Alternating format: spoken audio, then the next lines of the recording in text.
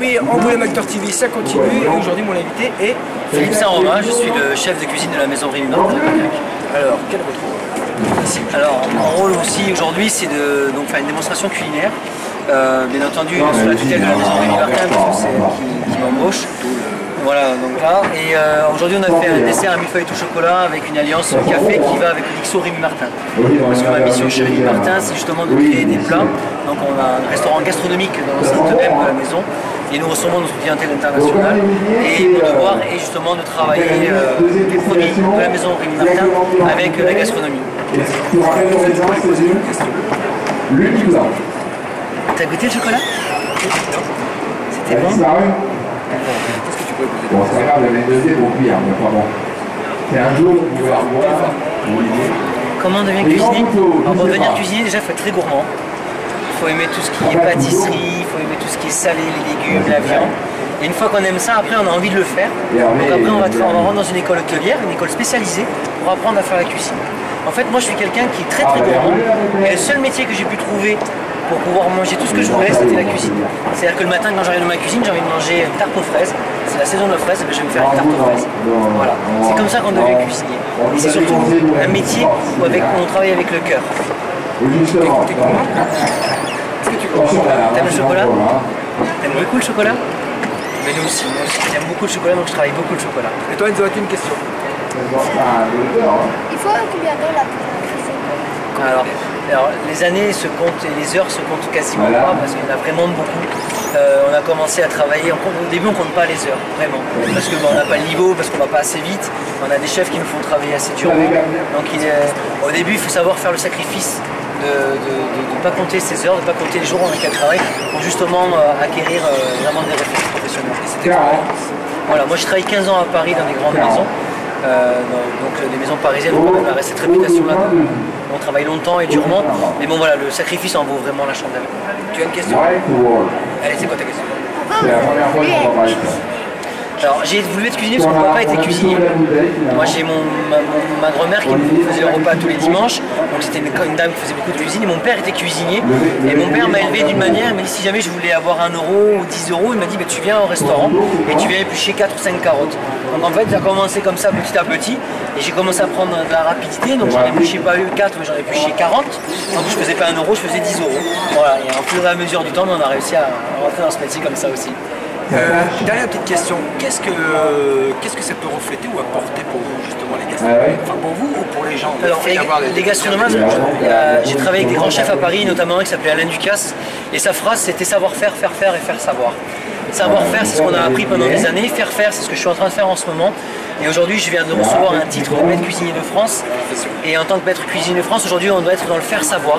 On doit être là auprès de la clientèle pour leur montrer qu'on est des vrais artisans, qu'on travaille au quotidien, qu'on amène aussi nos producteurs en avant, parce que c'est grâce à ces gens-là qu'on a cette diplomatie de travail. Donc il est vraiment très important aujourd'hui à n'importe quel niveau, à n'importe quelle passion, de pouvoir justement mettre en avant tout ça.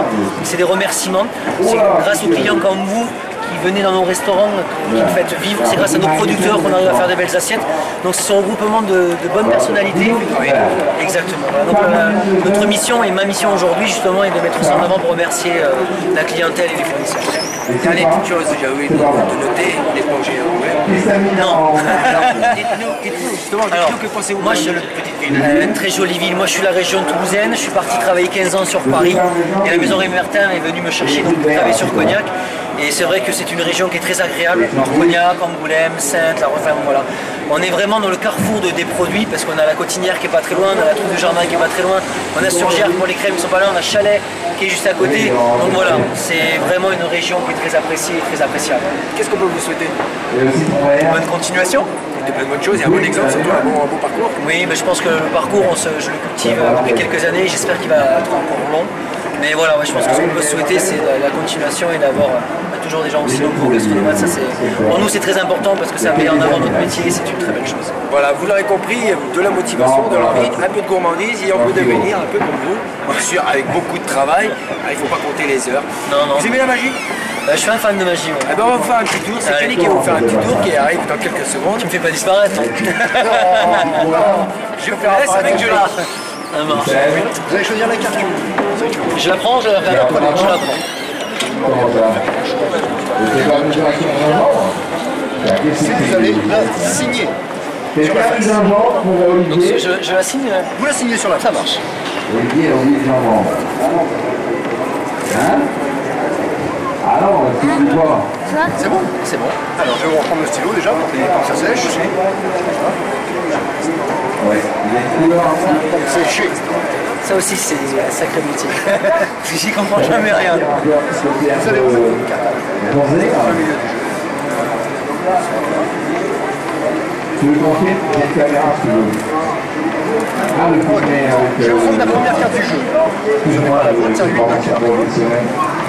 Et je vais prendre C'est le puits. petit accessoire. Réellement transparent. C'est C'est simplement pour mettre une carte à l'intérieur. Avec un film. Tiens, en plus, tu vas tenir ça.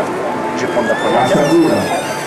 Donc c'était le 8 de cœur, hein. On est bien d'accord? La première carte. Oui, la première carte. C'était ah, les pattes. Regardez. Combien de temps t'as cuit les pattes? Non. Juste. Ok. Bon, ben merci beaucoup. C'est ça qui est extraordinaire dans nos métiers, c'est qu'on arrive chacun à son niveau à transformer les produits, et à transformer l'émotion. Et là, Le vôtre nourrit plus. ouais, mais celui-là me nourrit vraiment parce que franchement, chapeau. Un grand Je souffle. vais vous en faire un petit dernier quand même. Allez, Au-dessus. tu veux rendre cette carte ou pas? Ouais, tiens, on va prendre une carte.